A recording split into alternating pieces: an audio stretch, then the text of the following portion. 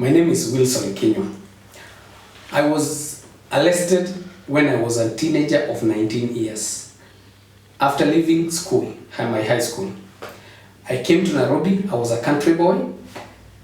Nairobi was, so to say, a territory, a virgin territory for me. And so I joined Strathmore College to do CPA. But 3 months into my course, I was walking down to cash at the college, and suddenly there was a crossfire between cops and gangsters who wanted to lob somewhere. And three of us were injured, and we were handcuffed and taken to Kenyatta Hospital for treatment. The fact that we were handcuffed means we were already suspects. But the public started protesting, saying that these people are not criminals, we know them. It is true, at least they knew two of the guys who were taxi drivers who operated from that place. And because of the pressure, the police released the two guys. So I was the only person who people did not know, and I was easily branded suspect, and I was taken to court.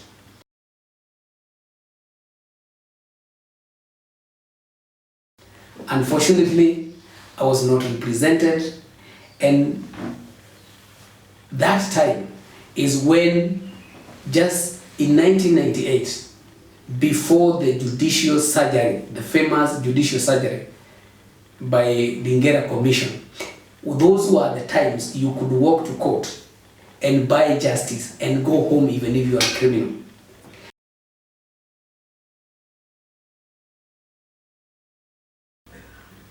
Now, after being sentenced to death, I stayed in prison for 21 years. Since 1998, I was released this year. But while in prison, I met with Kituo Cha Sheria, who came to prison just way before 2012, when we started engaging with Kituo Cha Sheria on the rights of inmates, and especially access to justice. So in 2012, Kituo Cha Sheria came in, and they decided to take through a group of inmates in a training, to take them through training on basic rights. Most importantly, was how to self-represent them in court. That impacted into us, that confidence to stand before a judge, and represent yourself. Remember, one of the areas that made me lose in my case is that immediately from the school, I could not express myself. Without representation, and you don't know how to speak, you could say nothing in court. You don't know you are right. You don't know what it means to defend yourself. That's how I lost my case. But with the coming in of Kituo Cha Sheria, many inmates started to learn how to represent and to gather courage to represent themselves, because there was no right to getting representation at state expense by them.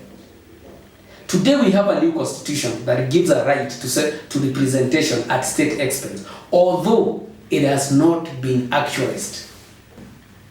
After this education, I was able to know the unfair process that I was taken through, and I initiated a constitutional petition, Joseph Kaberia Kainga and 11 others, where I was given a latitude by judges to represent the 12 inmates, including myself, on behalf of all the inmates in the Republic of Kenya. That was a 3-judge constitutional bench. We challenged mandatory death penalty, and in 2016, we won that case. It was declared unconstitutional. So after winning that case through the empowerment by Kituo Cha Sheria. And this is not the only case we have been supported by Kituo Cha Sheria. Remember, we were supported by Kituo Cha Sheria to win a right to vote during the referendum. After that one, we also were supported by Kituo Cha Sheria again to win the case for the prisoners' rights to vote in the general election. These were cases that we mooted in the Kituo Cha Sheria Center, but we were backed up by Kituo Cha Sheria lawyers, and we went to court and we won those cases. And even in this case that I personally represented the inmates, we had a backup of Kituo Cha Sheria. They were featured very prominently. In the Murwatetu case that gave a stamp of authority to the declaration of mandatory descent and constitutional that was generated in the High Court.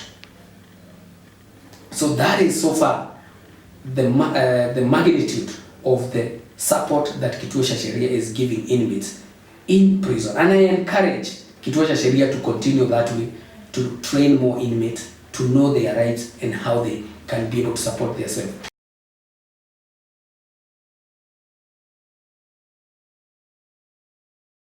Do not just stay there and cry because you are innocent.